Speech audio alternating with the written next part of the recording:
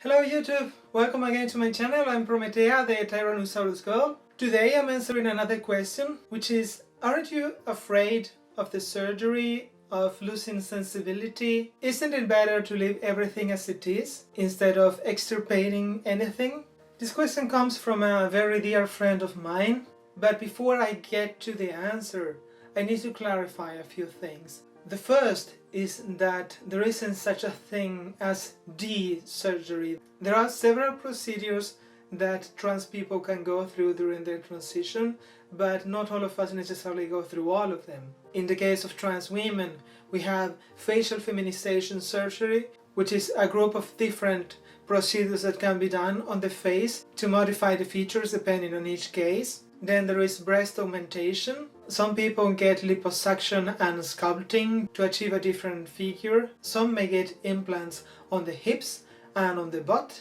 And then finally, there is the surgery that I imagine that the question was referring to, which can be called gender reassignment surgery, sex reassignment surgery, gender correction surgery, sex correction surgery, genital reconstruction surgery. It's called by a few different names, but it refers to the same type of surgery. And then another thing is that the question seems to assume that I'm going to get that surgery, and you really cannot assume that every trans woman wants to get that surgery. In particular, we all have different needs in regards to our body and our transition, so not everybody wants it. And then there is that thing of the extraction.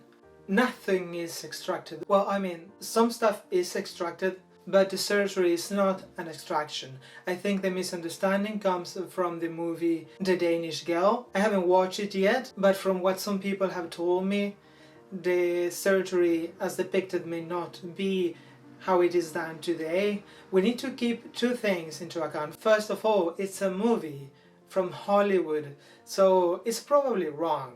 And second, the surgery depicted is the first surgery of its kind ever made, and things have changed a lot since then.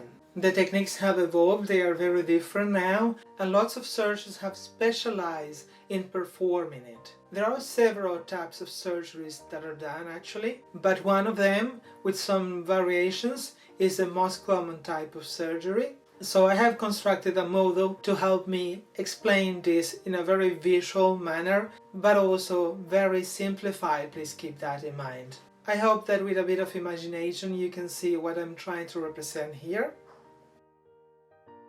So the first thing that is done is to open the scrotum and the testes are discarded.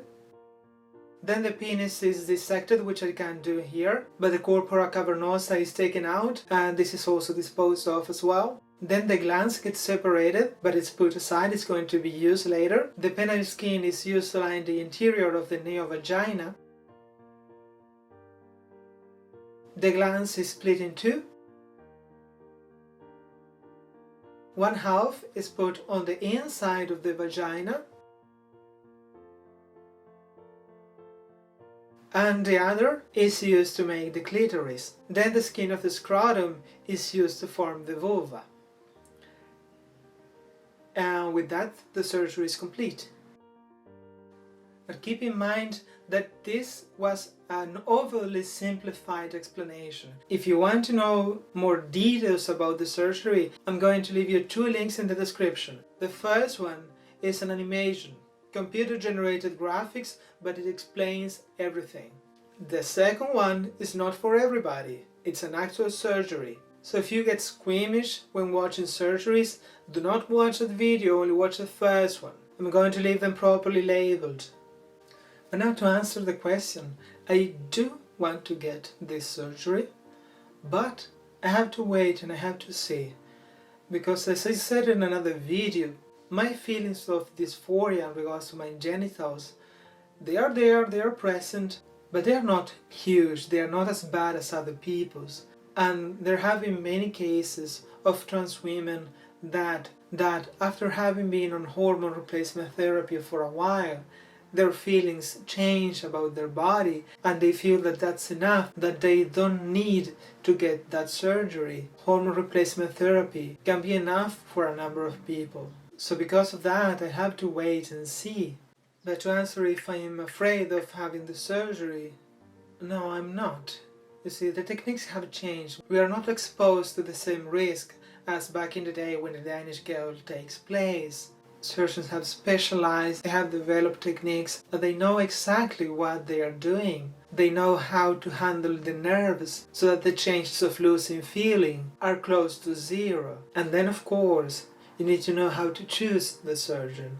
Doing your homework and finding out the doctor's background, where they studied, how long they have been doing the surgery, looking at the results from previous surgeries they have done. For example, I would not get that surgery here in Norway.